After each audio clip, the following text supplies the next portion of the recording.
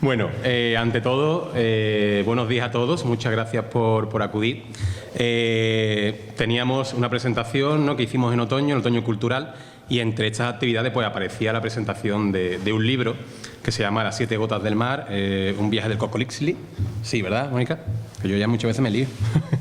Este libro, pues yo creo que tiene una parte muy importante, no solamente para Utrera, porque es un libro que toma como punto de partida de un viaje a América en el siglo XVI el propio pueblo de Utrera. Es decir, el protagonista es utrerano y se codea, vamos a decir, o comienza su vida, los primeros años de vida, pues en este entorno, en esta collación de Santiago, en este hospital.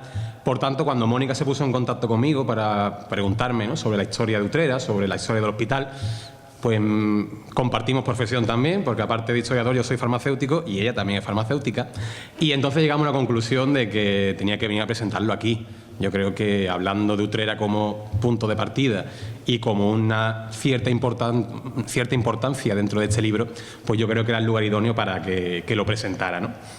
Entonces, pues bueno, Mónica me dijo que encantada, y a partir de ahí que yo creo que fraguamos una amistad que pues hemos podido materializar por fin, ¿no?, en este fin de semana, y que por parte tanto de la Fundación como de la Hermandad, que no han podido estar presentes por motivos personales, para nosotros es un placer tenerte aquí, Mónica, poder pues conocer a Pascual de Zubileta, me equivoco el nombre bien, bien también, ¿no? Muy bien. Y poder pues aventurarnos en esta aventura, valga la redundancia, que nos va a llevar pues desde Utrera a América. Vamos a poder ver cómo se trabajaba el mundo del galeón, la madera, las atarazanas, todo ese tipo de actividades, y cómo llegamos pues a América y aportamos algo muy importante y revolucionario. A día de hoy tenemos una visión un poco negativa del periodo de conquista, y yo creo que es una visión que no es acorde, porque realmente la corona española en todo momento reconoció a estos indígenas no como indígenas, sino como súbditos de la corona. Y parte de lo que había, no parte, todo lo que se hacía aquí en España iba a América. Ahora yo creo que con Mónica vamos a poder enterar y conocer un poquito más sobre ello. Mónica Parramón, ella es farmacéutica, como ya os he dicho, estudió en la Complutense de Madrid. Y bueno, pues comenzó un poco en el tema de la investigación, un poco en el tema de la historia. Y es que la historia es un poquito venenosa, ¿verdad? Que te engancha y ya se te mete en el cuerpo y uno no puede dejarla de desarrollar. Entonces, pues antes de dar pie a esta exposición que nos va a hacer Mónica, ella me pidió pues que le hiciera una pequeña introducción de lo que era la Utrera, donde este señor pues comenzó sus andanzas, ¿no? Entonces vamos a empezar por ahí. La tenemos, a ver, aquí, vale. El protagonista, como ya os he dicho, es Pascual de Zubileta, y yo le he titulado pues como un utrerano del siglo XVI. Vamos a conocer un poquito pues lo que realmente existe, ¿no?, en esa Utrera y en ese entorno pues que este señor, este aventurero, acaba, yo creo que también llevando a América, ¿no?, de una forma u otra, Mónica, porque son las vivencias que ha tenido desde su infancia. A mí siempre me gusta empezar con una frase, es una cosa que me parece pues muy interesante. Y en este caso, pues, tomo una frase y, por supuesto, la Virgen de Consolación como timón, ¿no? Digo que un barco no debería navegar con una sola ancla, ni la vida con una sola esperanza. Creo que resume un poco también la vida de este tipo de aventureros que partían hacia un camino desconocido, buscando nuevas formas de vida, quizás más acomodadas, quizás con más posibilidades, y que muchas veces pues creaban allí, yo creo que una familia con su entorno, con las personas de allí, y de ahí que rompamos ese sesgo y esa visión negativa que tenemos, ¿no?, con Hispanoamérica, como que llegamos con esa intención, cuando nada, al contrario. Somos hermanos, fuimos hermanos desde el primer momento, así lo estableció los católicos, los reyes católicos, y desde ese momento hasta el día de hoy yo creo que no solamente compartimos la lengua, sino que compartimos otras cosas como la propia tradición, la idiosincrasia, el sincretismo religioso que hubo cuando llegamos allí. Y yo creo que eso es una patente que a día de hoy pues sigue siendo un testimonio claro de todo esto. Un poquito para hablar de esta Utrera, en la que Pascual de Zubileta se mueve, hay que tener algo en cuenta muy importante, que la Utrera que nosotros conocemos a día de hoy realmente es la consecuencia de la Utrera que hubo a lo largo de épocas anteriores, concretamente durante la Edad Media. ¿Por qué la Edad Media? No sé si sabéis ese famoso dicho que dice mata a tu padre y vete a Utrera, o mata al rey y vete a Utrera, o roba y vete a Utrera. Eso es un lema. Hay variedad, bueno, yo he escuchado de todo tipo, y leyendas que, bueno, que es que había uno que mató y que eso realmente tiene una explicación real, ¿no?, en todo esto. Y es que cuando se produce la famosa guerra civil, porque la guerra civil no solamente es la que se vivió en el 36, sino que hubo otras muchas previas en la península ibérica, y una de ellas fue la que hubo entre la familia Trastámara, el inicio de esos Trastámara, y la familia que ya había, ¿no?, en Castilla, que fue Pedro el Cruel, con su hermano Enrique II. Enrique II en todo momento tuvo una visión opuesta a la que ofrecía su hermanastro, y él quería hacerse dueño y señor de la corona. Evidentemente Pedro era el que tenía todos los puntos a favor para ganar esa guerra, y obviamente lo iba a hacer. Pero Enrique apostó fuerte, y Utrera, en lugar de apostar por el vencedor, que iba a ser Pedro, nosotros ¿a quién apostamos? Por el que iba a perder, que era Enrique II. Claro, Pedro, ante esa situación, dijo, sí, ¿no? Pues entonces voy a tomar yo como premisa Utrera como un punto de conquista, y aparece por aquí con Mohamed V, rey de Granada, incendia gran parte del pueblo, destruye gran parte del castillo, también lo incendia, la iglesia, donde posiblemente estuvo la actual parroquia de Santiago, y además hizo preso a muchísimos utreranos, que se llevó parte de ellos a Granada. Las circunstancias de la vida llevó a que esta contienda tuviera un final, pues quizás poco esperado, y es que Enrique planteó a su hermano Pedro un duelo para poner fin, pues, a este conflicto bélico. Como ya os he dicho, cosa de la vida, Pedro acaba muriendo a manos de su hermano Enrique, y Enrique Trastámara pasa a formar parte de la corona y convertirse en rey de Castilla, e introducir, pues, esos famosos Trastámara que nosotros conoceremos, por supuesto, por Isabel la Católica, ¿no? Yo creo que con Isabel y con Juana muere esa dinastía y ya entran los Habsburgos, pero que durante Enrique II hasta ella, pues, traen, pues, un periodo próspero, vayamos a decir, en el conjunto castellano.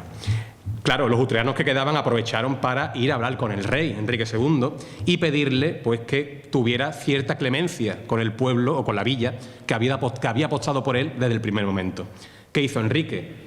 Perfectamente le respondió y le dio una carta de privilegio o una carta de franqueza.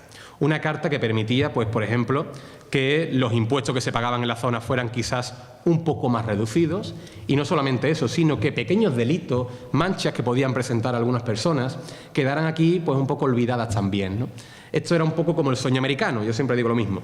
¿Qué ocurre? Que mucha gente viene del entorno y se establecen en Utrera.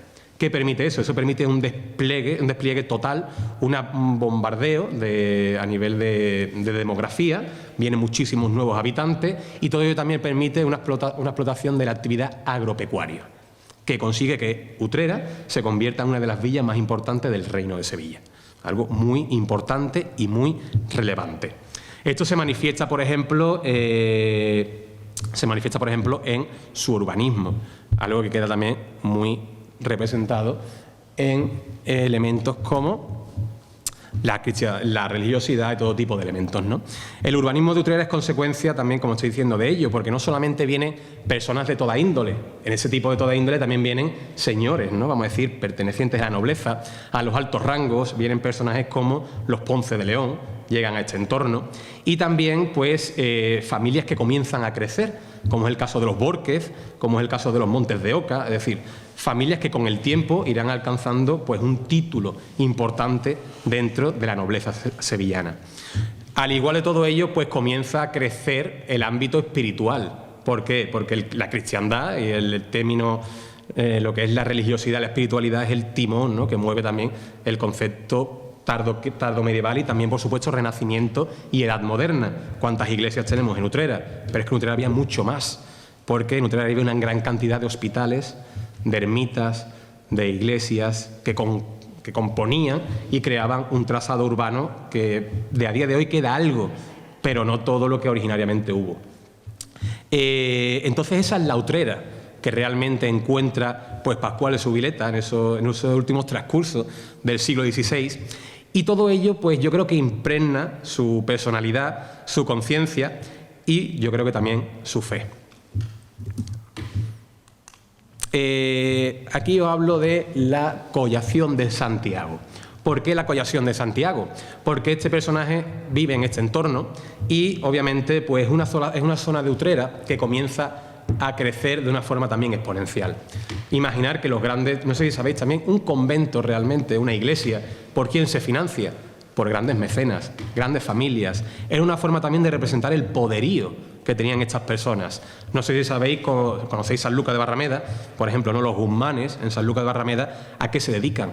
Se dedican a crear iglesias, conventos, tanto que el 7º duque de Macedonia se acaba arruinando. Y le dice a su hijo, ya arruinado, esto es lo que te dejo, aquí tienes iglesias y conventos que si cuando tú mires lo verás a lo largo de kilómetros y todo esto es lo único que te dejo.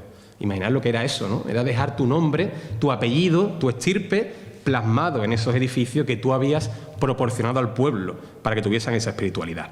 Pues en el caso de Santiago encontramos aquí en Utrera, pues evidentemente la parroquia, una parroquia que se levantaría sobre lo que eran los cimientos de aquel edificio previo. Un edificio previo que fue destruido con esa entrada de Mohamed V, de Pedro el Cruel, y que a finales del siglo XV y por supuesto a comienzos del XVI comienza a dotarse pues de esa personalidad, yo creo que tan importante y característica. Una arquitectura pues propia del gótico catedralicio, es decir, del gótico de la Catedral de Sevilla. Si tenéis en mente Santiago, recordaréis que tiene grandes pilares, ¿verdad? Es lo que se sustenta la propia edificación y una serie de baquetones que permiten pues reforzar y darle por un cierto regusto gótico y carácter francés, ¿no? En algunos aspectos. Y la portada, una portada la portada del Perdón, que es maravillosa, de comienzo del siglo XVI, de un plateresco fulminante y que yo creo que también es otro de los grandes elementos arquitectónicos y artísticos que tiene el pueblo de Utrera. No solamente nace esa parroquia de Santiago, sino también el convento de las Madres Carmelitas, convento de la Purísima Concepción. Un convento que surge en la década en torno al año de 1580 y que nace pues de una familia, pues de esas familias adineradas, ¿no? Y aventajadas que estaban surgiendo en el pueblo, como es el caso de los Álvarez de Borque y otro personaje importante que es doña Catalina de Coria y Maldonado. Una familia que realmente, pues, cosas de camas, vamos a decir, ¿no? Aquí se llegó a una situación en la que decía que si el marido moría antes, ella decidiría a qué orden se establecería el convento. El marido quería franciscanos, ella quería carmelitas y finalmente, ¿quién murió antes? El marido, evidentemente. Y fue ella la que decidió establecer la orden carmelitana, pues, en ese punto, que a día de hoy sigue vigente, sigue muy viva y que yo creo que también es uno de los grandes orgullos que tiene el pueblo de Utrera con ese artesonado tan maravilloso de trabajo de la carpintería de lo blanco, que es único también pues en toda la provincia. Y otro lugar que también surge, que yo creo que es importantísimo, porque además nos encontramos en él, es el Hospital de la Santa Resurrección. El Hospital de la Santa Resurrección pues nace también a consecuencia de otra Catalina. En este caso no es Catalina de Coria y Maldonado, es doña Catalina de Perea. Y también bajo el impulso o el influjo de esas grandes familias del momento, como es el caso de los Ponce de León. Si sabéis la historia, aquellos que hayáis venido al museo, aquellos que conozcáis a Catalina de Perea, sabéis que fue una mujer muy progresista, muy modernista, y que en ese impulso que había en los hospitales medievales, hospitales que originalmente lo que querían ofrecer era hospitalidad, es decir, cama, beneficencia, alimento, sustento, ¿no? Descanso, pues es el origen que tiene este hospital y es el que Catalina crea con ciertas asistencias sanitarias, porque estas personas que llegan vienen muchas veces en unas condiciones de vida que no son las acordes, porque son peregrinos, son transeúntes, son personas que no tienen medios, por tanto necesitan un médico que vean cuál es la situación en la que se encuentran. Por tanto, de ahí la necesidad de esos médicos, de esos sanitarios, en este tipo de espacios que finalmente se acabarán convirtiendo en el referente de hospital que nosotros pues tenemos en mente. Catalina funda este edificio en 1514 a partir de una bula papal, e imaginar el progresismo y la modernidad de esta señora, que ella dice que cualquier persona que venga a esta casa, da igual cuál sea su sexo, su etnia, su religión, su pensamiento, queda un poco al margen, no importa, porque lo que importa sobre todo es la asistencia y la ayuda al prójimo. Ella propone que el primer acto es lavarle los pies, luego ofrecerle cama y alimento y como algo secundario, asistencia sanitaria o espiritual si estas personas lo requiriesen. Una señora moderna para aquel momento, pero que además de eso consigue que ese mismo hospital se libere de ciertas influencias del arzobispado, de ciertas influencias de la corona, de la nobleza, convirtiéndolo en territorio vaticano. Algo que hasta el día de hoy se sigue manteniendo.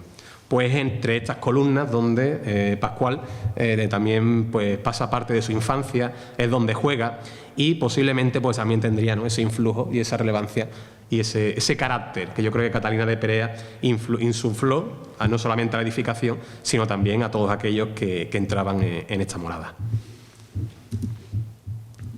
Y otro de los grandes referentes, ¿no?, de finales del siglo XVI, que yo creo que es importante también para la popularidad del pueblo, para la espiritualidad, es la figura de Jesús Nazareno. Mónica, cuando hablamos los dos, ella estaba muy interesada en hablar pues, de esta talla. Yo le dije, Mónica, está ahí ya en los últimos compases, que esto es que el Cristo llega en 1597, pero ella sabía muy claro, ¿no?, que era algo muy importante para los utreranos, y yo creo que ella fue uno de los puntos por la que decide que esta imagen aparezca en la novela. Jesús Nazareno pues representa, no sé si sabéis, que realmente surge a comienzos del siglo XVI, la primera mitad, lo que es la hermandad, una cofradía que se agarra no originariamente a la figura del Nazareno, sino más al famoso Hospital de San Bartolomé, un hospital que con el tiempo pues va desapareciendo, por desgracia, pero no esa hermandad o esa cofradía que de ahí surge. Tanto pues que a lo largo del siglo XVI va avanzando y logra convertir o dar pie a una de las hermandades, una de las tradiciones más antiguas, no solamente del pueblo de Utrera, sino también de toda la provincia. Está considerado como uno de los primeros nazarenos en cofradía, además del silencio de Sevilla, porque lo que aquí ocurre, esa cruz de Jerusalén que tiene como emblema, no es nada más que la repercusión que tiene el silencio de Sevilla, ¿no? Esa famosa obra de Andrés de Ocampo, que tiene tanta importancia, pues yo creo, que en todo el reino. Al igual que Andrés de Ocampo, pues en este caso llega una talla, una obra magnífica de Marcos Cabrera, un escultor que se mueve entre los últimos compases de un renacimiento ya tardío hacia los primeros también intentos, ¿no? Yo creo que primeras muestras estéticas de un barroco que comienza a despegar.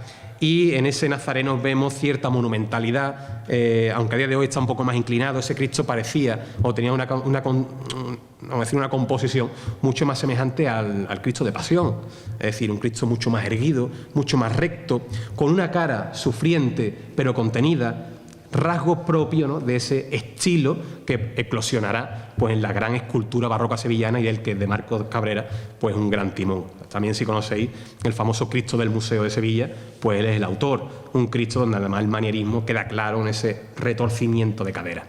Y después pues esta talla yo creo que marca pues la popularidad y lo que es el tema de la Semana Santa de Utrera. Jesús Nazareno deja de supera el tema incluso cofrade y se convierte en el Señor de Utrera en muchos casos, ¿no? Con perdón del Cristo de Santiago, evidentemente, que es el auténtico patrón y al que también pues tenemos que tener en alta estima, por supuesto, ¿no? Pero tiene una gran importancia y yo creo que todos aquellos que somos cofrades, no lo seamos, todos los utreranos guardan un apartado muy importante de su devoción, de su tradición, de su idiosincrasia a esta talla. Por tanto, ya vemos como Pascual también se impregna de ello y lo lleva a América.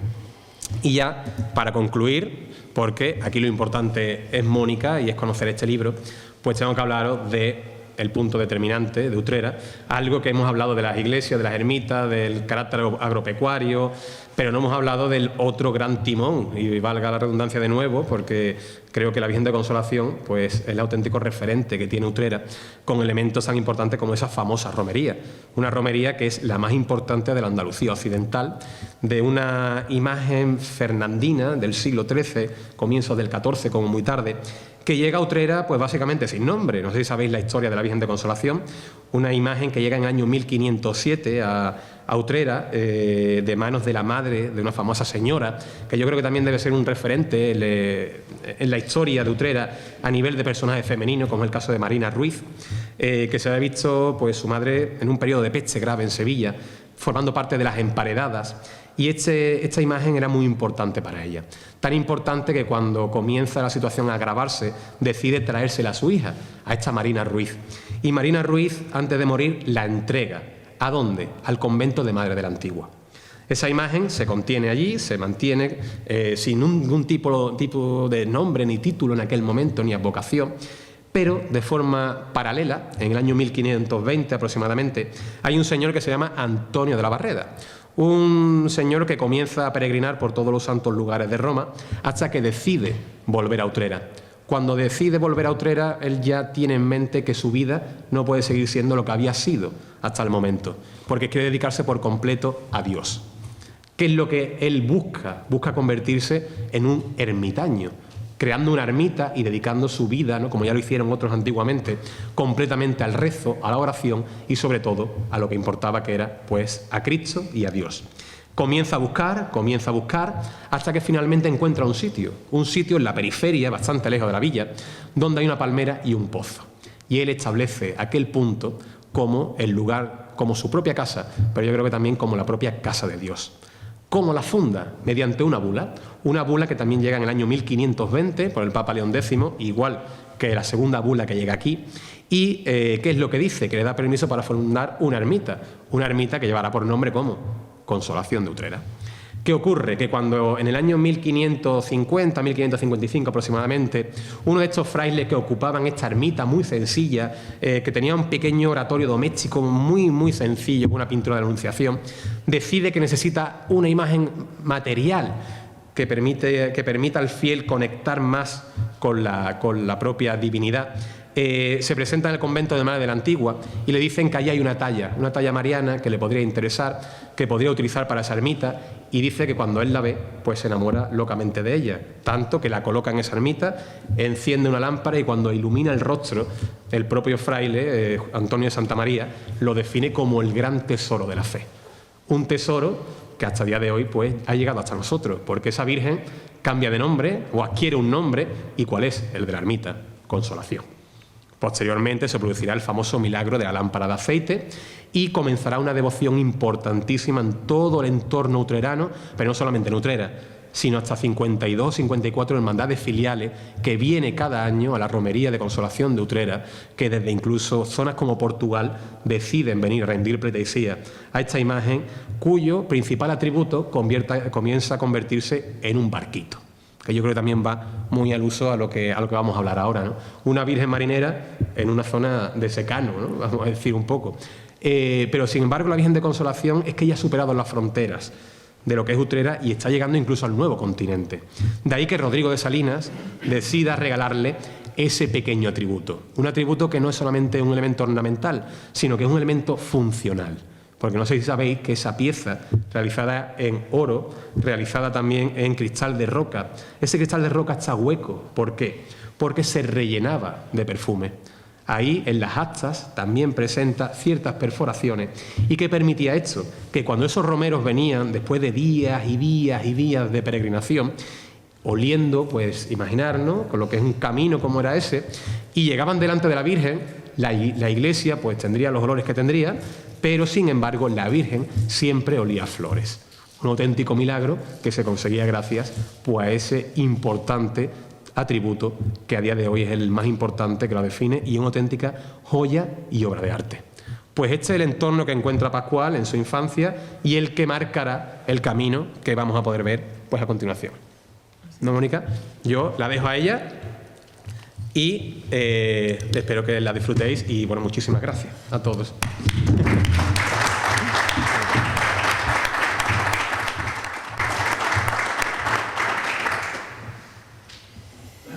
Bueno, muchas gracias. Mientras pone mi presentación, yo quería dar las gracias a esta institución y, por supuesto, a Jesús por invitarme hoy a presentar este libro aquí, que es como un sueño hecho realidad.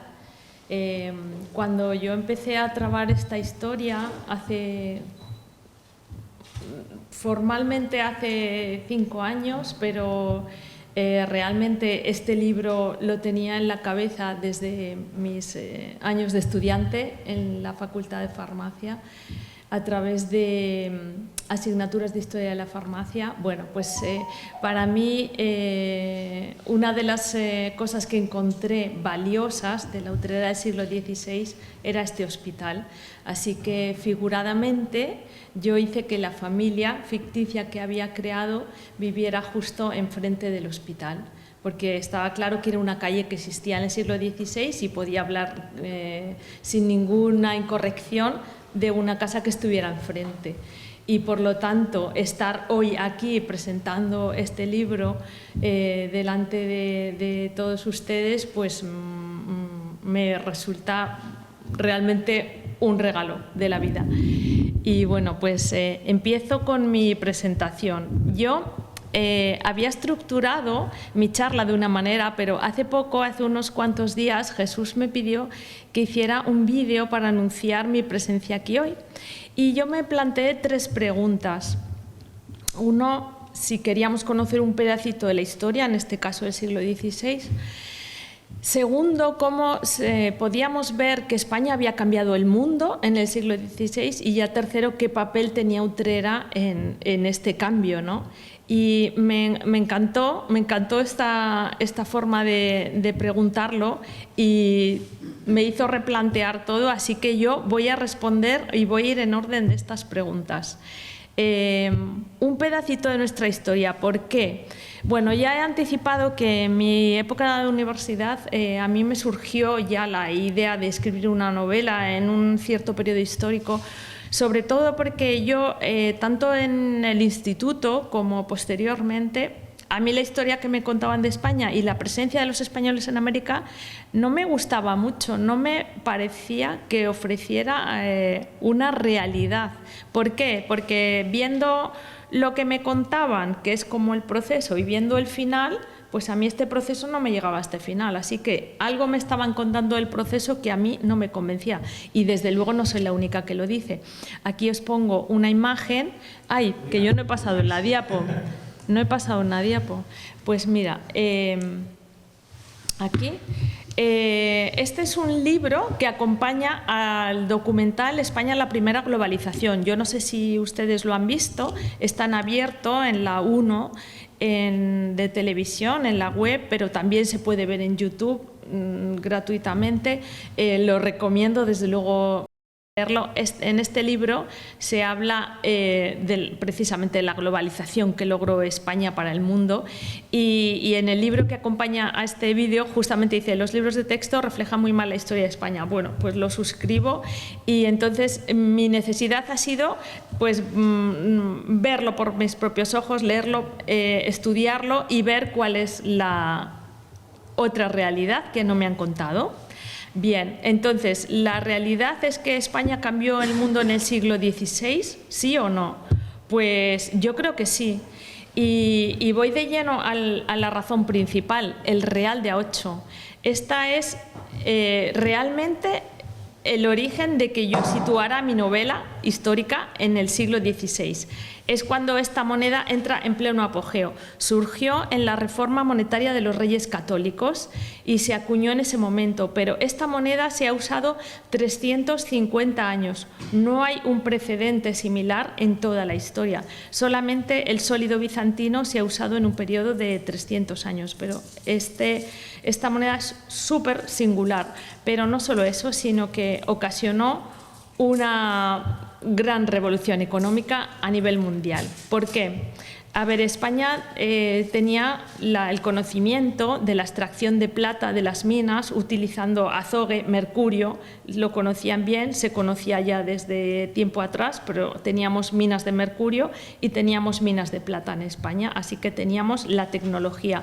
Cuando los españoles van a América, tienen la increíble suerte de descubrir unas minas en Nueva España inicialmente, lo que ahora es México, pero descubren las minas de plata de Potosí, y esto sí que es el gran hallazgo de los españoles. Es una gran montaña llena de plata de una gran pureza, y esto hace que se empiece a acuñar esta moneda con la plata mexicana, con la plata de Potosí. Y entonces, bueno, esta plata ofrecía una fiabilidad tal que se constituyó como una moneda totalmente fiable para las transacciones económicas de todo el mundo. Los metales que contenían las monedas era exactamente lo que hacía el valor que tenían, ¿vale? Entonces, una moneda, un real de A8 de plata, tenía exactamente la cantidad de plata que decía que tenía. Entonces, la dinastía Ming en China impone el pago de impuestos en plata, pero China no tiene plata, no le queda más remedio que comprársela a España. Y entonces surge pues los galeones de Manila. Es esta ruta comercial entre el Nuevo Mundo y Filipinas, donde venían barcos cargados de cosas que eran muy valiosas porque en Europa no existían, porcelana, sedas, y a cambio se hacían los pagos en plata. Esto origina esta ruta comercial tan potente que duró más de 250 años. Por supuesto, la moneda real de A8 a mí me tiene fascinada, es preciosa. Vemos por una cara los dos leones y las dos torres, y por la otra cara, aquí es una moneda de acuño más tardío que la época histórica en la que se centra mi libro. Esta moneda es de 1700. ¿Veis las torres de Hércules? Pues no, porque no la he pasado. Vale. Ahora sí. Bueno, tengo que ver que me lo voy a dejar en la mano porque si no... Vale, pues eso, las dos torres hemos dicho y los dos leones, y en el envés las torres de Hércules. Bueno, pues esto es ni más ni menos que el origen del símbolo del dólar, ¿vale? El dólar americano tiene esa simbología por las torres de Hércules del Real de A8.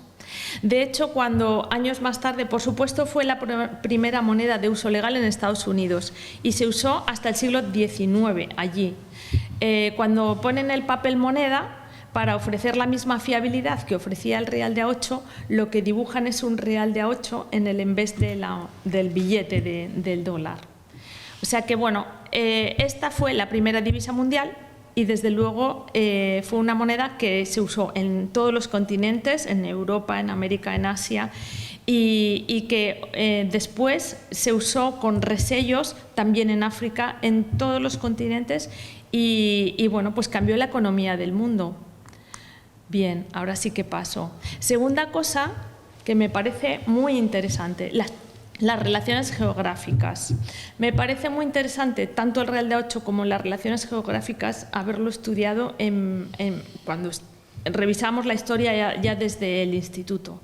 Las relaciones geográficas son unos documentos que mandó hacer Felipe II. Vosotros sabéis, bueno, ahora tenemos los reales decretos, pues entonces eran reales cédulas. A través de real cédula, Felipe II manda hacer las relaciones geográficas, que significa que toda la gente que tenga un cierto poder territorial o espiritual, o sea, quien tenga capacidad también de transcribir por escrito, ha de recoger qué es lo que se está encontrando en todos los territorios nuevos descubiertos.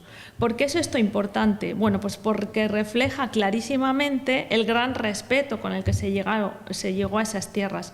Felipe II, para que fuera inequívoco, dice 50 cosas que tienen que observar y recoger por escrito, y una vez que esté escrito se lo hagan llegar de nuevo de vuelta a España. Siempre, ojo, a través de galeones. Iban las reales cédulas para entregar allí en mano a todos los que tenían alguna capacidad de mando territorial, y debían de volver por esta misma ruta de los galeones allí. Como todavía existía cierta capacidad o sea, bueno, existía la imprenta, pero todavía se tenía la costumbre de escribir y de copiar, no se había llegado a perder en esta época de finales del siglo XVI. Se conservó manuscrito varias copias, entonces la Universidad de México lo ha digitalizado y ahora se puede hacer la consulta íntegra de todas las relaciones geográficas que vinieron aquí en tomos a Felipe II. Son unos documentos preciosos, merece muchísimo la pena su lectura, y yo, para no hacer ningún juicio de valor, he transcrito en el libro tal cual las relaciones. Felipe II manda recoger cómo son los indígenas, cómo son los pueblos, dónde viven, de qué se alimentan, de qué enferman, cuál es su religión, cuál es su idioma, cómo se llama el pueblo y qué significa en su lengua nativa, de qué enferman, con qué se curan. Todas estas, a través de 50 preguntas, 50 cuestiones que él pide recoger. Como veis, para mí es un profundo respeto por la tierra a la que se ha llegado. Bueno, otra cuestión importante, los intercambios. Vuelvo a decir que todo viajaba en galeón, o sea que todo tenía un espacio reducido y sobre todo lo que tenía era una cantidad de agua reducida. El máximo viaje que se podía permitir un barco era el que le duraba el agua de sus bodegas, con lo cual todo lo que fueran animales y plantas competían con el agua con la gente que viajaba, ¿no?, durante todas esas semanas. Bueno, pues a pesar de eso, América viajó desde España y por supuesto se quedó allí, se aclimató y se quedó, pues todo el ganado porcino, todo el ganado bovino, todos los caballos, animales menores, gallinas, ovejas, cabras, todos estos. Ahora mismo, como bien se sabe, es fuente de riqueza, pues la carne argentina, ¿no?, pues que sería de los gauchos sin los caballos y las vacas. Perdón, porque he vuelto a olvidarme de esto. Vale. No solo, bueno, allí sí que había animales y se comía carne de animales, pero eran animales más pequeñitos. Se dice que el tipo de proteínas que se llevó desde Europa pues mejoró el aporte proteico y por eso la talla de los indígenas subió después de la llegada de los españoles. Esto es una de las cosas que se afirma. No solo fueron animales que incrementaron la oferta de alimentos, fue también vegetales tipo plátanos. Fijaos que siempre pensamos que el plátano viene de allí, no, el plátano viene de Canarias. Asimismo, la caña de azúcar.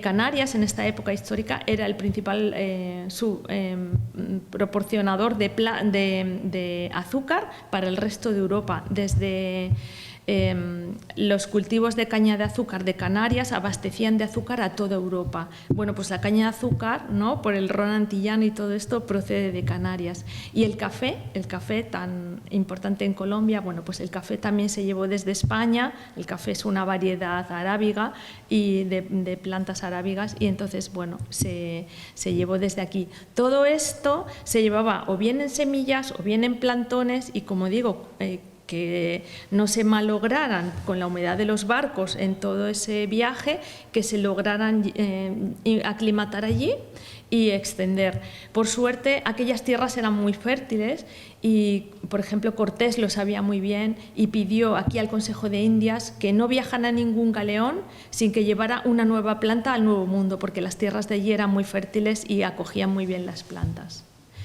Desde allí también vinieron cosas aquí, muchas lo sabemos. En cuanto a animales, he puesto el pavo. Si bien la introducción en nuestra alimentación es bastante reciente, y en cuanto a plantas, conocemos muchísimo el maíz y la patata. Son cultivos que se introdujeron en Europa en la época de las hambrunas del siglo XVIII. Anteriormente no se utilizaban para consumo animal. Hay que decir que la patata, todas las culturas tienen alguna fuente de hidrato de carbono, ¿no?, para como alimentación básica. Pues en Asia está el arroz, nosotros tenemos el trigo. Allí lo que tenían era el maíz, que se daba sobre todo en las zonas de Mesoamérica, pero en zonas altas el maíz no se podía cultivar. Entonces y esto era el caso de Perú. Allí tenían la patata. En Perú se cultivaba la patata. Los españoles ven las propiedades alimenticias que tiene y la introducen en México. Y entonces en México se aclimata, empiezan a usarla y viene a Europa. Pero ¿qué pasa? La religiosidad, como bien ha hablado Jesús, impregna nuestro espíritu de ese momento, y algo que crece debajo de la tierra no es cuestión de comerlo. Entonces no se usa para consumo humano. Entonces, bueno, se usa para consumo animal, sí. De hecho, y lo reflejo en el libro, aquí que venían plantas justamente a esta zona también tan rica y tan próspera, se aclimataban muchas plantas. Entonces hay un hospital que a principios del siglo XVI, 1606, el Hospital de la Sangre de Sevilla, tiene entre sus listados de compra patata, porque claro, era un alimento que reconstituía muy bien a los enfermos, y sí que se usaba, pero bueno, el consumo generalizado viene después en el siglo XVIII. Bueno, y todas las demás cosas que realmente algunas las hemos incorporado entonces y otras las hemos incorporado pues más recientemente. Pero realmente este intercambio pues cambió la oferta alimenticia de todos los fogones, de las cocinas africanas, europeas y de todo el mundo. Y de hecho aquí he puesto unos cuantos ejemplos, como pues la carne argentina o el ron, como he mencionado antes, pero es que en nuestra cocina están tan metidos que no nos damos ni cuenta, pero realmente si no se hubiera descubierto América, pues no tendríamos la fabada, pues la fabada... aquí no había judías, las judías las trajimos de América. Aquí en su lugar se comían, lo más parecido eran las habas, y por eso la fabada tiene ese nombre, viene de habas, o sea, es la prueba que la fabada viene del consumo de las habas. Y pongo el chorizo, pues otra cosa, el pimentón, se trajo el pimiento en los primeros viajes de Colón ya. Entonces en la zona de los jesuitas de la Vera consiguieron el monopolio para cultivarlo, y entonces a partir de ahí, la zona de la Vera de Extremadura, pues es de donde viene el uso del pimentón, que está allí implantado y que sobre todo tienen los mejores cultivos. Entonces, bueno, pues un chorizo que está en español, sin el pimentón no sería nada, pues sin el descubrimiento de América pues tampoco lo habríamos tenido. Bueno, ejemplos, ¿no?, que están metidos en nuestra cultura, están tan metidos en nuestra cultura que no nos damos ni cuenta, pero realmente es que bueno, España y Europa cambió con este mestizaje, ¿no? Hablo del arte virreinal porque es muy interesante ver cómo muchísimos, claro, el arte viajó también, no solo viajaron los bienes de consumo, viajó el arte, viajaron artistas, y lo bonito es que se hicieron obras de arte con esquemas de obras de la estética propio de allí. Y entonces estas escuelas de arte, pues es que ayer visitando el museo hablaron aquí de un par de Cristos que hay tan bonitos y me recordó muchísimo esta diapositiva. Este Cristo se hizo allí por Pedro de Gante en Quito, en una escuela de arte de Quito, y viajó de vuelta. Es un Cristo enorme, tamaño natural o un poco más grande incluso, y está en una iglesia de Carmona. Tiene la cara, es muy de indígena. Cuando uno lo ve de cerca se ven rasgos que no son tan europeos y son un poco diferentes. Bueno, son resultados estéticos propios de las obras de allí. Hospitales. Estando en este hospital me vais a entender perfectamente esto que os voy a contar. Cortés hizo 2 hospitales y los financió con su propio dinero. Uno fue un hospital para leprosos que hizo a las afueras de la Ciudad de México, y otro es este que está en plena Ciudad de México, que es el Hospital de Jesús. Dejó su dote para que siguiera en funcionamiento, y os tengo que decir que igual esquema económico que ha tenido este propio hospital, pues ha tenido este hospital, y le ha llegado el dinero hasta el siglo XIX. Sabéis que México sufrió después de la independencia la invasión de Francia, la invasión de Estados Unidos. Estados Unidos se quedó con el 60% de sus territorios, ¿no? La parte de Texas y todo esto era Nueva España. Pues no sé las circunstancias económicas que han luego seguido a esto, pero el dinero de Cortés llegó hasta el siglo XIX, lo cual es una proeza enorme. Y como veis, en México hay muchos terremotos, y aparte que México está edificado sobre una laguna, es decir, el tema de edificios es una complicación enorme, porque algunos incluso se están inclinando, algunos de estos que son mucho más antiguos. Pero fijaos qué pedazo de hospital tan espectacular, qué buena pinta, y que entero está a pesar del gran terremoto más reciente que hubo en México. Bueno, por supuesto, primeras universidades. Esto siempre se dice el rosario de universidades que hicieron los españoles en América, porque realmente si veis todos los puntos es como una especie de rosario. Se hicieron muchísimas universidades y se siguió el modelo salmantino. Pero no solo universidades, es que como preparación a estas universidades había colegios, y estos colegios no eran para españoles, eran para muchos de ellos para indígenas, como el Colegio de la Santa Cruz de Tlatelolco. Fijaos que para enseñar a los indígenas pues les enseñaban latín, gramática, retórica, lógica, aritmética, geométrica, música, pintura. O sea, imaginaos un sitio en el que enseñan ya en 1536, o sea, muy pocos años después del descubrimiento, todas estas asignaturas a los nativos. Espectacular.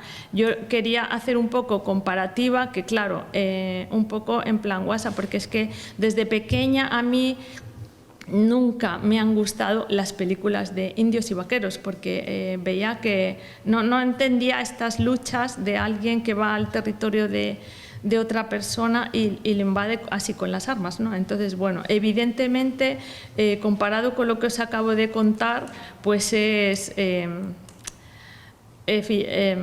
armas frente a cultura, o sea, no hay color, no hay color.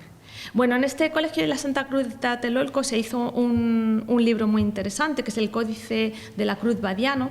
Es un libro de medicina y se recoge por primera vez plantas curativas, tanto de allí como, bueno, de la zona, quería decir, plantas indígenas, pero este libro se hizo para traerlo como regalo al rey Carlos I. Este códice tiene una cosa muy curiosa. Felipe II nombró náhuatl, que es la lengua de los mexicas, la lengua que se hablaba en el territorio del centro de México, y bueno, era una cultura que se impuso a los demás, y por número, al final el náhuatl pues se extendió como lengua nativa principal. Entonces los jesuitas pidieron, los franciscanos pidieron a Felipe II que lo nombrara lengua oficial, y así fue. Felipe II además había nombrado la cátedra a través de una real cédula, cátedra de las lenguas indígenas, es decir, las lenguas indígenas se estudiaban allí. Con lo cual, lengua culta para escribir los libros era el latín y el náhuatl. El castellano era la lengua del pueblo. Entonces, este libro se mandó a Carlos I y se mandó en náhuatl y en latín. Y luego se tradujo al castellano. Se lo mandaron aquí de regalo a Carlos I como un libro muy especial. Y Carlos I lo mandó al Escorial. Cuando en la Casa de México, hace un año, hicieron una exposición monográfica sobre este códice, decían que como que lo hubieran menospreciado por enviarlo al Escorial, y no, nada más lejos. Es que el Escorial tenía la biblioteca más importante de Europa en ese momento, o sea, es que este libro se consideró muy importante y fue llevado al mejor sitio posible donde podía estar custodiado. Arquitectura virreinal. Sabéis que España llevó el gótico a Sudamérica y también llevó el barroco y luego el neoclasicismo. Todo esto no es España, todo esto es Nuevo México. Y bueno, yo lo he conocido a través de las redes. Hay una persona que tiene este seudónimo de Templos Novohispanos, que se dedica a fotografiar templos en Sudamérica. Bueno, gracias a él he descubierto estas joyas tan espectaculares del arte virreinal.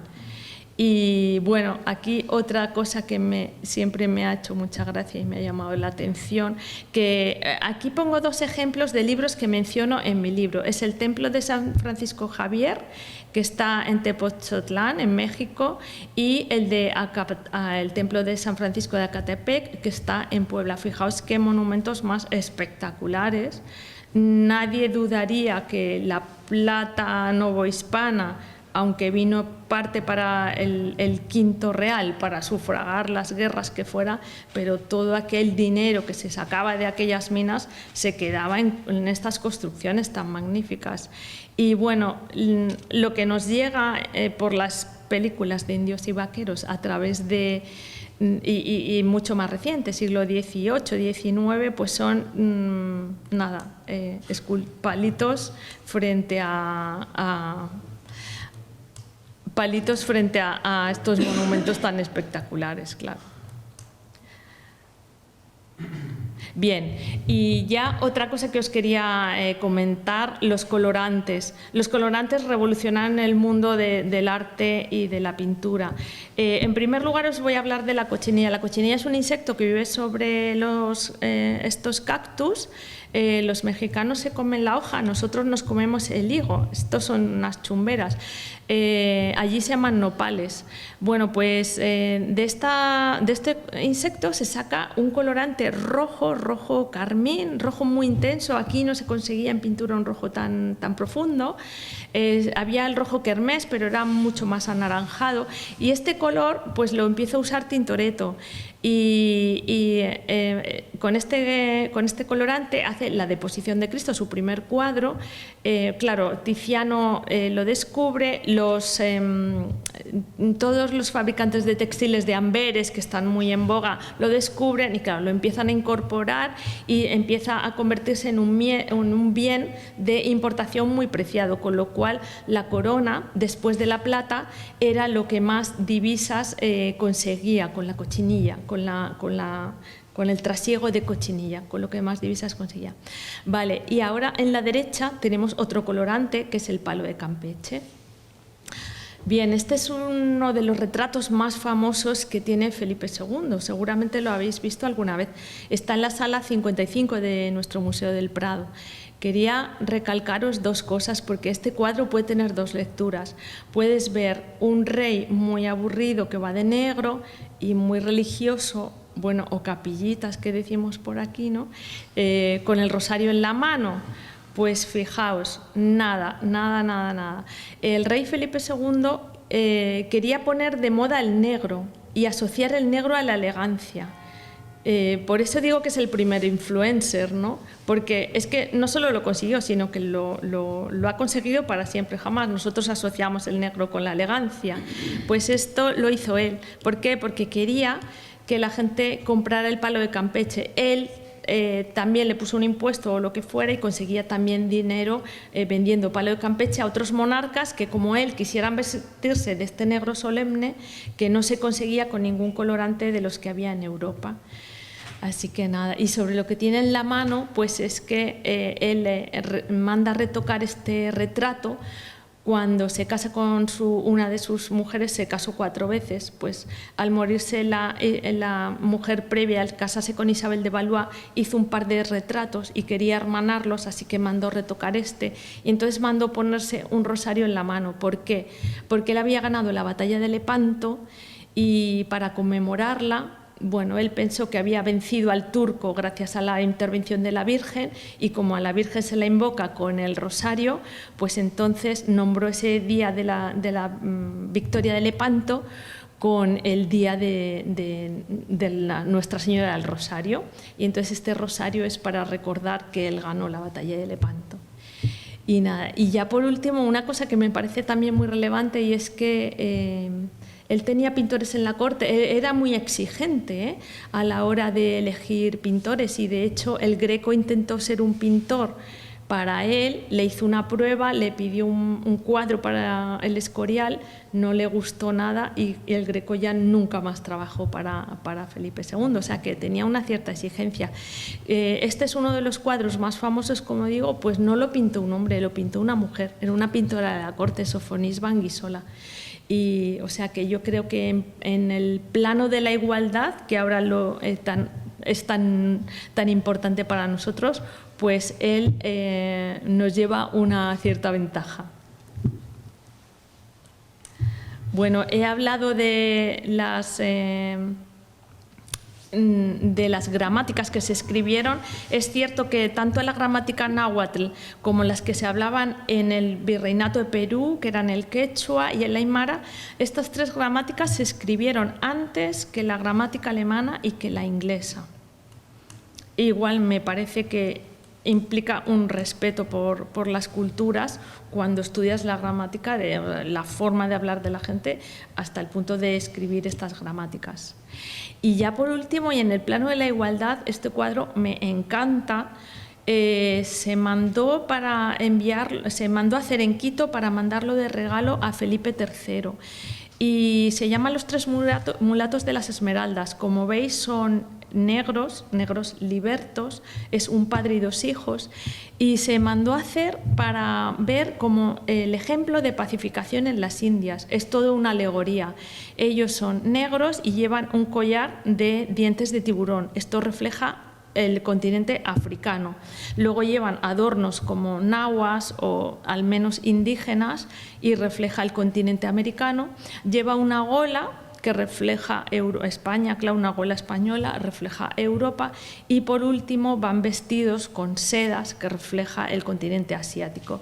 Así que es como querían hacer una alegoría de cómo se vivía en ese momento histórico que vemos, el cuadro se envió en 1599, cómo era ese momento histórico en América. Bien, la bandera que identificaba a todos los hispanos en ese momento y hasta mucho tiempo después era la bandera con la Cruz de Borgoña. A mí me hubiera encantado conocerla, porque en términos absolutos ha identificado más años a nuestro país, a nuestra nación España, más que la bandera rojigualda en realidad. Así que, bueno, hoy en día en las redes sociales hay muchos hispanistas que para unar pues este sentimiento hispanista, ¿no? España y Sudamérica, utilizan este símbolo, la bandera con la Cruz de Borgoña.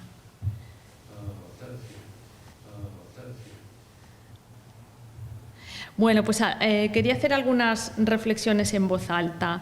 Desde luego, por todo lo que he contado y mucho más, creo que el siglo XVI es un periodo histórico singular que necesita ser relatado, por eso me he aventurado a relatarlo. A mí me ha dejado totalmente atrapada, fascinada, me ha encantado revisarlo y desde luego no me voy a bajar del siglo XVI seguramente. Y bueno, pues espero que haberos dado pinceladas para haberos compartido con vosotros mi fascinación. Y ahora, ¿qué pasa con Utrera en este siglo XVI, ¿no? Antes de entregar el libro a la editorial, yo quise venir a Utrera a verificar si todo lo que había contado estaba bien hilado, bien narrado, no me había inventado distancias y que fuera todo coherente. A mí me pareció en un primer momento que el siglo XVI estaba un poco borrado de las calles inicialmente. Sí que es verdad que se me transmitía, ¿no?, un poco por lo que había, quizás por el castillo, pues que la época árabe sí que sigue estando presente, pero me parecía que, bueno, que el siglo XVI se había borrado un poco. ¿Por qué Utrera desde Madrid? Pues es que en el Museo Naval de Madrid encontré este exvoto que se llama el Galeón de Utrera. Claro, me llamó muchísimo la atención, Galeón de Utrera. Esto es el original. Hay ahora mismo expuesto un barco un poquito más decente que este, pero bueno, a mí me llamó muchísimo la atención. Y la explicación del Museo Naval es que los exvotos, por supuesto, es algo que se da para agradecer, se ofrece para simbólicamente agradecer algo equivalente. Entonces, seguramente sería alguien que se salvó en el Galeón de Utrera y se lo ofrecía en la parroquia a alguien o algo así. La explicación que da el Museo Naval es que en las ermitas costeras esto es frecuente.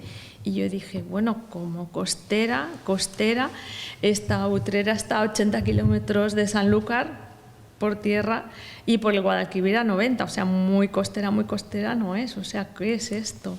Bueno, pues el caso es que Utrera tenía la mejor madera, los mejores pinares para la construcción de los barcos que iban al Nuevo Mundo, para la parte de la obra muerta, o sea, la parte que iba sobre el agua. Y bueno, pues en la simbología de Utrera, en algunos, no sé si en todos los escudos, porque lo que he encontrado es que en algunos de los escudos aparece la imagen del pino, efectivamente. Los pinos pues fueron en una época histórica muy importantes para la economía utrerana. Hay muchos galeones que se llaman Santa María de la Consolación a principios del siglo XVI. Cuando al galeón le ponían el nombre de una virgen, se trataba de ponerle al galeón el nombre de quien querías que te protegiera. ¿Vale? Entonces, se tienen toda esta lista de galeones que se llaman Virgen de la Consolación. Bueno, como he dicho, muy importante para la construcción y arreglos de navíos que iban luego a las atarazanas de Sevilla, y de hecho es que la madera era muy excepcional para este uso. Entonces, ¿qué es lo que pasa? Bueno, pues como yo he decidido situar la novela histórica en el siglo XVI por el descubrimiento real de A8, que es en pleno apogeo,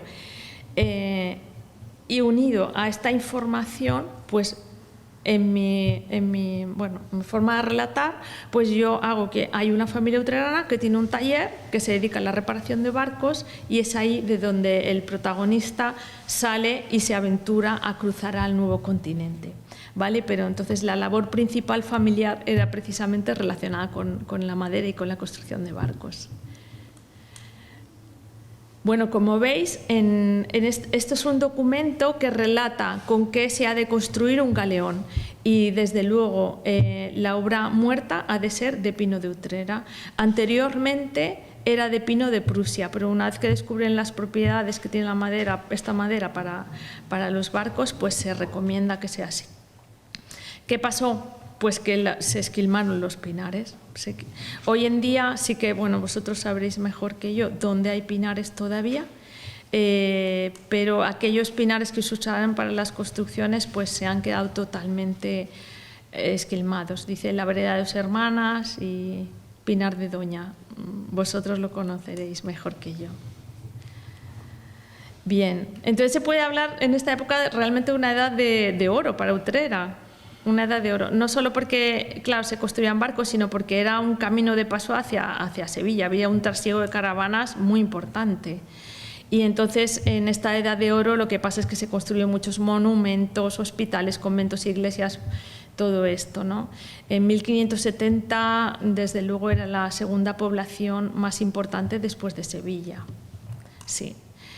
Y bueno, pues en esta época está, por supuesto, este convento. Mi personaje vive enfrente, y bueno, pues lo que yo he querido hacer el guiño a mencionarlo de alguna manera, pues que los niños entran en el patio de columnas y les salen a perseguir, a regañar, y ellos salen corriendo pues muertos de la risa, pues como hoy hacen los niños cuando llaman al telefonillo de una casa, pues esta misma escena trasladado al convento, porque me parece un edificio espectacular y había que mencionarlo.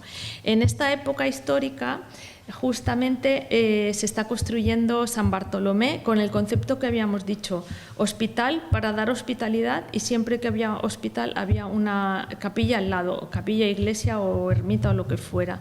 Entonces se está construyendo, y todo esto se hacía con el dinero y el trabajo de la gente del pueblo, que esto era así.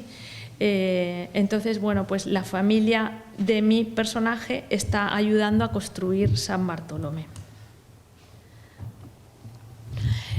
Una de las cosas que denotan la riqueza que tenía Utrera en este momento es la construcción de la torre de Santa María de Mesa, para la que hicieron traer al mismo arquitecto de la Giralda, Hernán Ruiz el Joven. No, aquí se ve que venía gente de mucho prestigio y se les podía pagar, claro.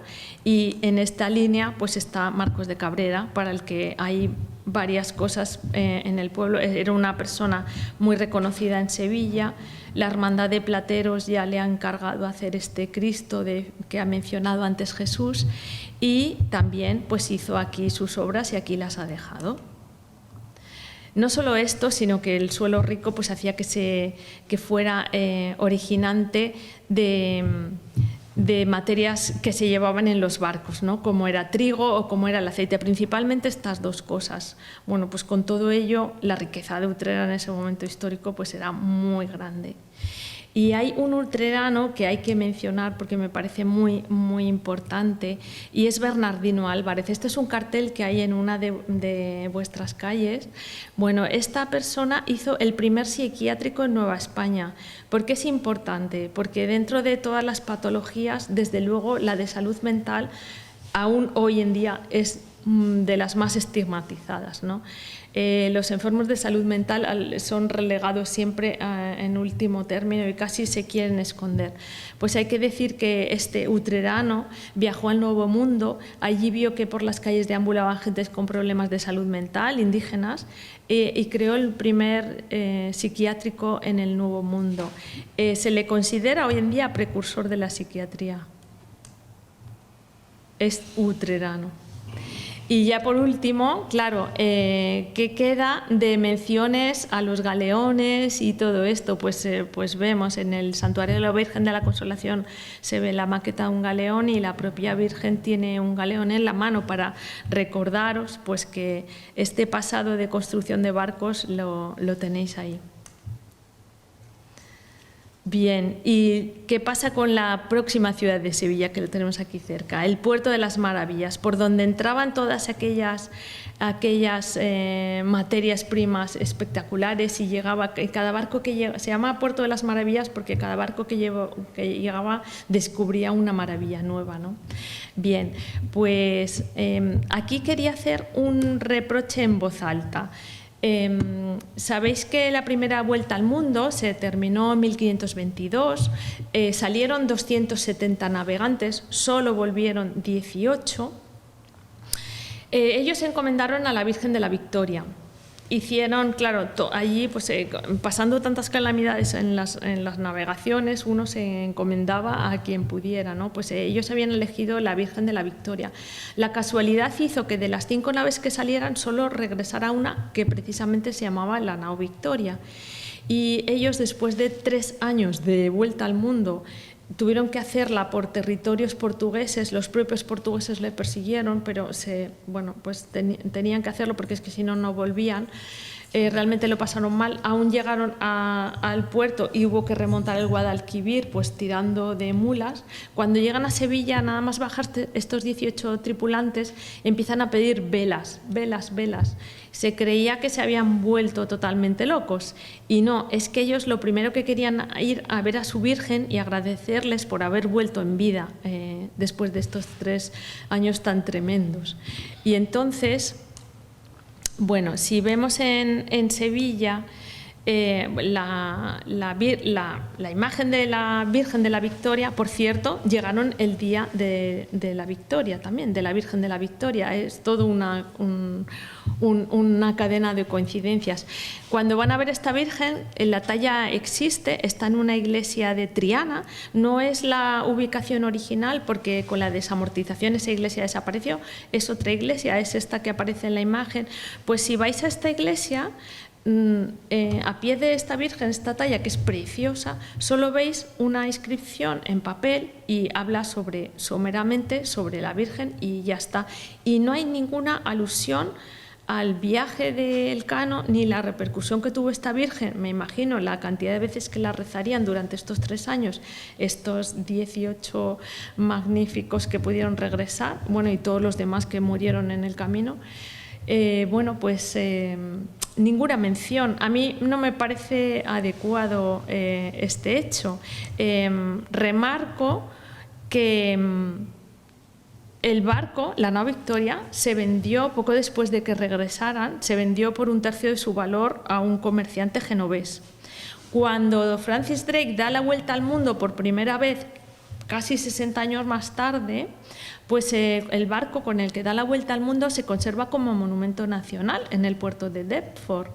Y después, cuando se va estropeando, lo van reparando y hasta que ya no pueden repararlo más, entonces cogen una madera y ya lo conservan como reliquia en la Universidad de Oxford. Pues esto evidencia pues, lo mal que tratamos nosotros nuestra historia frente a cómo lo hacen otros, ¿no? Esto es la lástima. A todo esto, en mi libro, ¿por qué se llama Zubileta de apellido mi personaje principal? precisamente nadie recuerda la lista de los 18 que dieron la vuelta al mundo. Para mí es una hazaña tan grande como el primer viaje a la Luna. Entonces yo he querido rescatar un nombre más de estos 18. Y Zubileta, Juan de Zubileta, fue el más joven de los que volvieron, era de origen vasco, y yo me las apaño, he hecho un árbol genealógico, es el abuelo de mi personaje, justo cronológicamente coincide. Y bueno, el abuelo decide trasladarse aquí y montar este negocio de construcción de barcos porque le gusta, y entonces, bueno, el nieto, pues que se llama Pascual de Zubileta, es el que emprende el viaje a América. Es un guiño a una conmemoración. En Sevilla hay más cosas que recuerdan que fue el puerto de las maravillas, como esta antigua Universidad de Mareantes, también por ejemplo, el Hospital de la Sangre, que hoy día es el Parlamento de Andalucía. Fijaos qué pedazo de edificio más espectacular. Y en la iglesia de en el barrio de San Bartolomé, en el convento de Santa Madre de Dios, encontramos esta figura de la que yo hablo en el libro, porque la descubrí, así como el Jesucristo de Carmona, la descubrí en la exposición del Tornaviaje. Es una de las figuras que se ha hecho en América y que la han traído aquí y que está en una de nuestras iglesias. En este caso está en el convento de la Santa Madre de Dios. Este convento no está abierto al público siempre, pero bueno, yo recomiendo visitarlo. Lo curioso de esta imagen es que no está hecha en madera, sino que está hecha en fibra de maguey. Maguey es una planta, que es una pita, con el que se extraen unas fibras muy potentes y se puede hacer con ellas papel y tejidos, y también se pueden hacer, pues, como modelarla y hacer figuras. Cuando se ponen óleos encima, pues uno no se da cuenta, parece madera, pero es maguey. Bueno, y luego está la Nao Victoria en Sevilla, que se puede visitar. Es un barco museo que está en el río Guadalquivir y se puede visitar también. Y también en Sevilla está una placa en la calle de Pajaritos donde se ve de dónde salió la primera persona que hizo la primera imprenta de México. Sabéis que los impresores normalmente venían de Alemania, es los que traían la tecnología. Aquí efectivamente es Jacob Kronberg, un alemán que tenía una imprenta en esta calle, y uno de los técnicos que trabajaban cruzó el Atlántico y fue a montar la primera imprenta de México. En un viaje que hice a México, justamente a Ciudad de México con mi hija que está aquí, pues pudimos encontrar dónde había estado situada esta primera imprenta. Bueno, este es el Cristo que he dicho, no es Sevilla ya, es Carmona, pero se puede visitar allí. Bien, ¿y qué os digo sobre el libro? Aquí os quería decir, el libro tiene un título que se llama Las 7 gotas del mar, pero tiene un subtítulo que es Un viaje en los años de Cocolitzli. Es un viaje porque yo quiero que el libro sea realmente un viaje, no es un viaje físico, un viaje que habla de un español que va a América y todo lo que descubre, pero también es un viaje es un viaje interior, es un viaje en el que hago mucho replanteamiento de valores, no solo valores individuales, sino valores sociales también, y valores familiares, ¿no? Entonces, la palabra viaje yo quería que estuviera presente, pero dentro de un viaje pongo en los años de Cocolitzli. ¿Y qué es el Cocolitzli? Yo no sé si podemos poner el vídeo 2.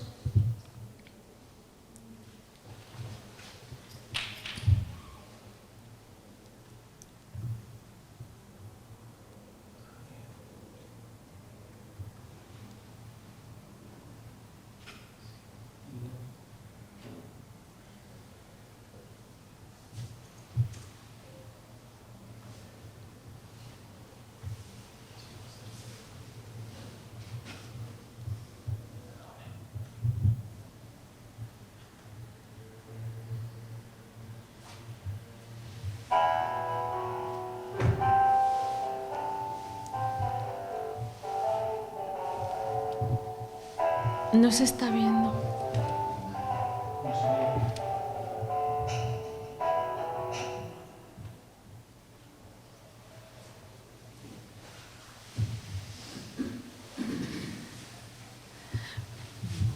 Si no se puede ver, no importa, lo cuento y ya está.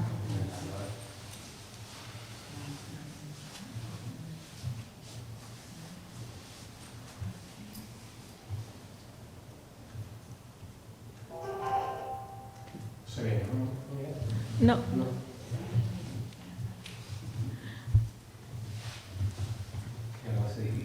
No importa, volvemos a la presentación y lo cuento.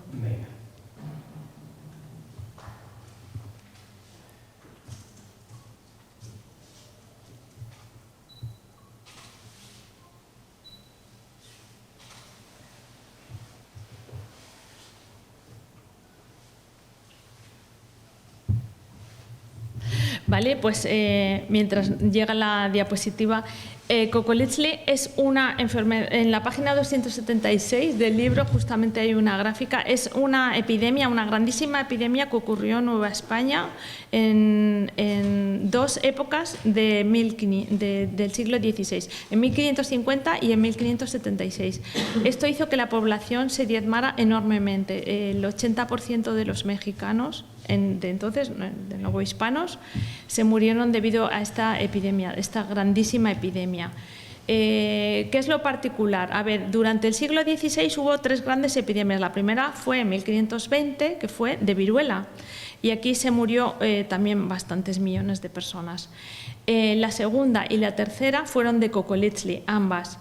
Estas enfermedades se han quedado silenciadas, nunca estudiadas. Son microbiólogos muy recientes, de menos de 10 años a esta parte, que han retomado el estudio de esta enfermedad. Todas las enfermedades normalmente al final se acaban estudiando y acaban teniendo nombres latinos o griegos, ¿no? El equivalente, se busca etimologías. Sin embargo, esta enfermedad se ha quedado así. Coco-Leachlie, hay escritos en la época, que están hechos en la época, que hablan de esta patología, pero nunca se ha traducido ni se ha buscado, nunca se ha estudiado realmente desde entonces hasta ahora. Hay un microbiólogo de la Universidad de México que se llama Cuña Soto, con el que me puse en contacto para que me hablara un poco de esto, porque es el de los más recientes que habían publicado algo al respecto en revistas de microbiología. Yo conseguí contactar con él, me pasó muchos escritos que él había estudiado. Hay que decir que él tampoco ha recibido nunca ayudas de la universidad para estudiarlo, así que todo lo que él hace se lo financia él mismo de su propio bolsillo. Ha compartido conmigo numerosos escritos y me ha prologado el libro. Realmente es una enfermedad que no sé por qué no se ha estudiado más, no sé por qué no se sabe. En el vídeo que íbamos a poner está el Instituto Max Planck, que en el 2018 abrió una tumba que encontraron en una de las ciudades. Había más de 800 muertos allí porque se tenían nociones de epidemiología. La gente que enfermaba así se enterraba, o sea, se aislaba, se enterraba. Todo esto se conocía ya. Y en esta tumba, cogiendo ADN de la pulpa dentaria de los cadáveres, se obtuvo ADN y pudieron filiar qué microorganismo era causante y vieron que era una Salmonella paratyphi. Es una enfermedad es un microorganismo pues primo hermano de la salmonelosis, pero muy grave. Los enfermos se morían en 4 días y se morían sangrando por todos los orificios del cuerpo. Era muy llamativo, se ponían la lengua negra y sangraban, enloquecían, tenían fiebres muy altas, pero realmente en 4 días morían. Lo curioso es que se morían los indígenas, pero los españoles no se contagiaban. Y entonces, de todas maneras, con tantas muertes en ciudades como la de México, transcribo tal cual alguna de estos relatos en la novela, porque allí se intentaba enterrar a la gente, pero es que no se daba abasto a sacar a gente de las casas para llevarlos y era la costumbre pues tocar campanas de muertos y ya dejaron de tocar porque si no estarían tocando todo el día. Con este escrito lo que se ve también es que había una fusión totalmente entre españoles e indígenas en las ciudades, como era en Nuevo México, en la Ciudad de México, y vivían totalmente ya con las costumbres bien imbricadas la una en la otra, ¿no? Y bueno, pues la verdad es el hallazgo que creo que es más importante del libro, porque yo jamás he oído hablar de esta patología, nunca he oído mencionarlo en los libros de microbiología ni en nada, y me llama poderosamente la atención que siendo algo tan grave pues no se haya estudiado más. Y por otro lado, es verdad que sí que se conoce que hubo una gran mortandad, lo dice como la cultura popular, que hubo una gran mortandad, ¿no?, entre los sudamericanos, pero sí que es verdad que hay en el ambiente más la idea de genocidio y de un maltrato de los españoles que otras causas. Entonces, a mí me parece que hay una realidad en cuanto a la mortandad, totalmente está cuantificado, y debemos desterrar pues esta mala prensa sobre lo que hicieron los españoles allí en relación a esta gran mortandad, porque tiene otro origen totalmente diferente. Bueno, entonces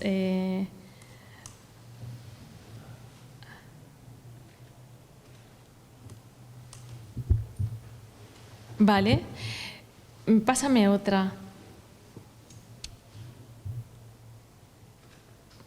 Vale, cuando hablé con el productor del documental España, la primera globalización, me dijo que con todos estos pensamientos, porque había escrito una novela y no había escrito un ensayo, entonces yo le dije, bueno, es que yo lo que quiero es que la gente viva conmigo el siglo XVI, porque es un siglo tan apasionante, pero yo no quiero hacer como lo que critico, ¿no?, que es que me filtren las cosas y que me las den ya masticadas y pensadas. Yo quiero que la gente lo viva, yo le cuento los hechos y ya que cada uno piense lo que quiera, ¿no? Entonces, bueno, en cuanto al género, novela histórica es cuando tú coges un hecho histórico y lo novelas. En realidad, mi novela es más una ficción histórica, es decir, yo he cogido el siglo XVI y he recreado pues, unos personajes ficticios para hablar de ese siglo XVI. Otras personas me han dicho que esto podría ser ensayo ficción, y yo digo, bueno, a mí también me da igual el género en la que se encasille la novela. Yo lo que quiero es como el buen vino, ¿no?, que quien sabe muchísimo las características, las cualidades, la lágrima, tal, la densidad. Bueno, el vino al final, ¿te gusta o no te gusta? Bueno, pues yo la novela igual, ¿os gusta o no os gusta? Y ahora pasa otra más. Y bueno, hay lectores que ya se lo han leído y me han mandado comentarios, y aquí lo comparto con vosotros. Y nada, yo muy agradecida porque, claro, me están mandando comentarios muy, muy buenos sobre todas las pues tanto valores como revisión histórica, como bueno, pues el propio entramado de la novela, pues que les ha gustado mucho. Como digo, este siglo es apasionante, tiene muchísimas enseñanzas. Claro, yo no las he podido volcar todas en la novela, sería abrumador.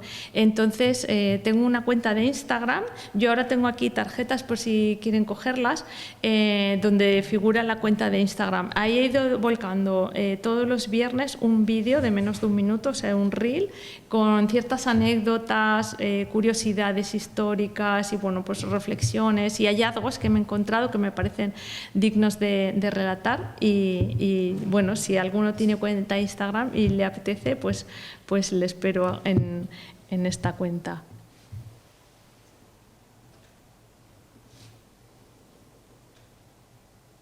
Bien, pues lo que hemos dicho creo que es, yo lo pongo en la boca de la madre de mi protagonista, que conociendo el pasado entendemos bien el presente, para mí es una realidad, y luego me encantó, en los cursos de verano del Escorial de este verano, conocí a un escritor mexicano que se llama Volpi, y él decía que almacenamos el pasado, lo analizamos en el presente y construimos el futuro. Y así que esto quería que fuera mi última imagen. Muchísimas gracias por su atención y me encantaría si tuvieran alguna pregunta, algún comentario.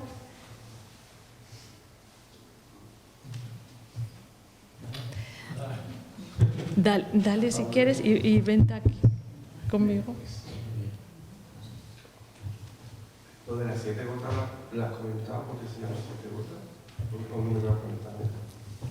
Vale, pues las 7 gotas del mar no lo he comentado y bueno, me encanta que me hagas esa pregunta, muchas gracias.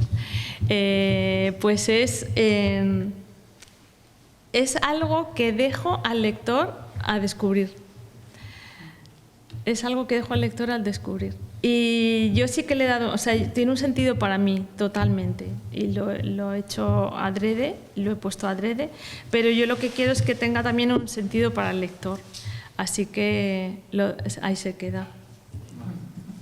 Y si lo compartís conmigo luego, me encantada. ¿Alguna duda, alguna pregunta más que queráis hacer? ¿Nada? Pues nada, Mónica, muchísimas gracias por todo. Queríamos tener un detalle contigo, que este es el libro que tenemos del hospital que hemos realizado, que aparece toda la historia de la fundación, ¿vale? Todo lo que es el museo y bueno, ojalá tengamos una secuela de Pascual y volviendo a Utrera, ¿no? ¿Por qué no? Qué bien. Ya que tú has vuelto, pues espero que te lleves este pedacito de nosotros, ¿vale? Muchas y que gracias. nada, gracias a ti. Qué bien. Y a todos vosotros,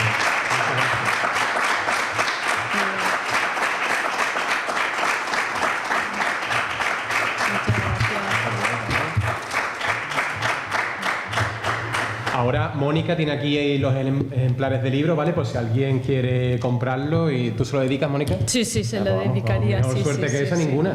Así que nada, aquellos que queráis, pues podéis ir pasando por aquí, ¿vale? Muchas gracias a todos por venir, por ser fieles siempre a todo lo que se hace en esta casa y que vendrán muchas cosas, si Dios quiere. Así que nada, que os esperamos. Que muchas gracias a todos por acudir. Gracias. Y a la prensa también, claro.